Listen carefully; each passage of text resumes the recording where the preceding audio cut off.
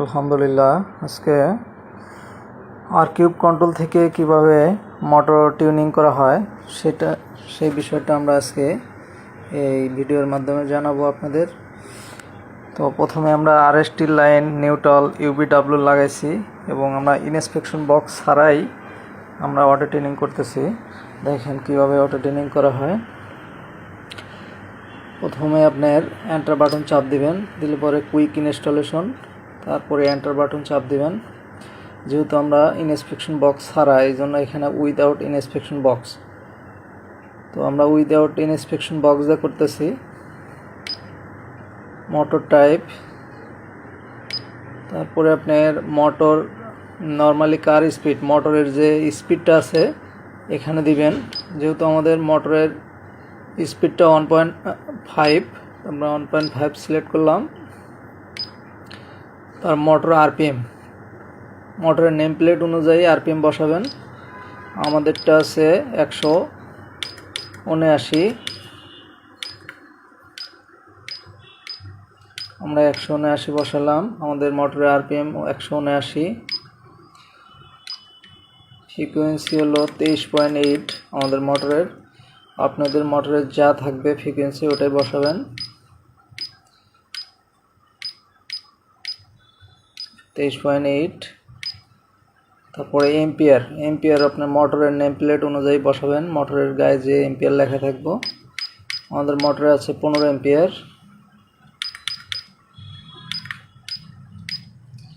15 ampere. Motor voltage 380। আর encoder type যদি 1387 হয় তাহলে সাইন কস 2048, সাইন কস 2048 হবে।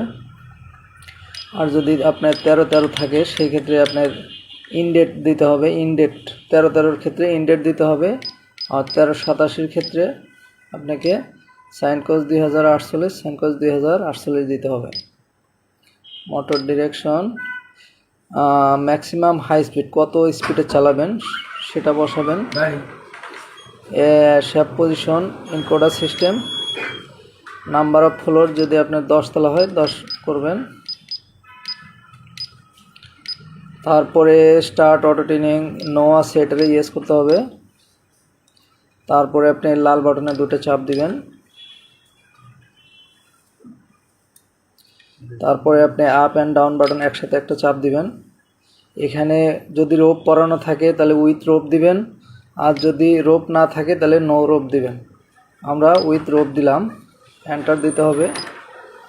এখন এটা বলতেছে রিকল বাটন। রিকল বাটন হচ্ছে এগুলা, যে কোনো একটা বাটন চাপ দিলে হবে। তো আমরা আপেরটা চাপ দিলাম, এই টিউনিং নিচ্ছে।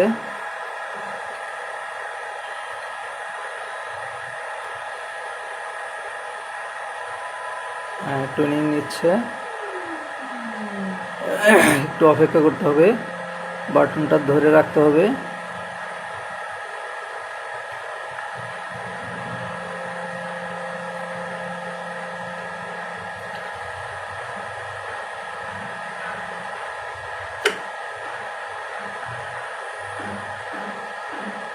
বাটনটা ধরে রাখতে হবে।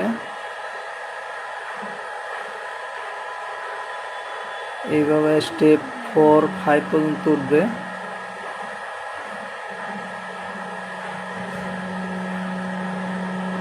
যখন অটো টিউনিং সাকসেস হবে তখন আপনার ছেড়ে দিবেন, আর আগে দেওয়া যাবে না।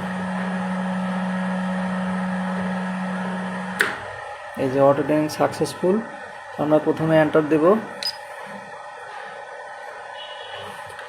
তারপরে আপনাকে করতে হবে টাবেল স্পিড, যেটা আপনার টাবেল স্পিড বলে, এটা আপনার রিকল স্পিডটা কমায় নিতে হবে। প্রথমে 40 স্পিডের সময় আপনি 10 করে নেবেন, পরে আপনি 40 স্পিড হয়ে গেলে তারপরে বাড়ায় দিতে পারবেন।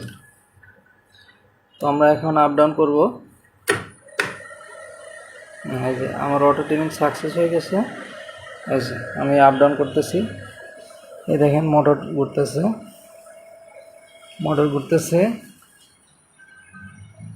আমরা এখন স্পিডটা বাড়া দিই ছাড়ো, যেহেতু আমরা টাবেল স্পিডে আমরা স্পিড কমা রাখছিলাম। এই যে এখন আমরা বাড়া দেব প্রয়োজন মতো। আমরা 30 করলাম। এই যে দেখেন এখন স্পিডটা বাড়ছে, এই যে হ্যাঁ আমাদের অটো ট্রেনিং সাকসেস হয়ে গেছে। দেখছেন এত সহজে অটো ট্রেনিং দেওয়া যায় আর কিউব কন্ট্রোলে। আশা করি আপনারা এই ভিডিওর মাধ্যমে আপনারা অটো ট্রেনিং দিতে পারবেন, আর কোনো সমস্যা হবে না। দোয়া করবেন সবাই, আরও ভালো ভালো ভিডিও যেন আপনাদের জন্য করতে পারি। এবং আর কিউব কন্ট্রোলের জন্য সবাই আর কিউব এবং মন্টেনারি এবং আমাদের একার মোটর আছে, সবাই ইউজ করবেন। একবারে সহজ।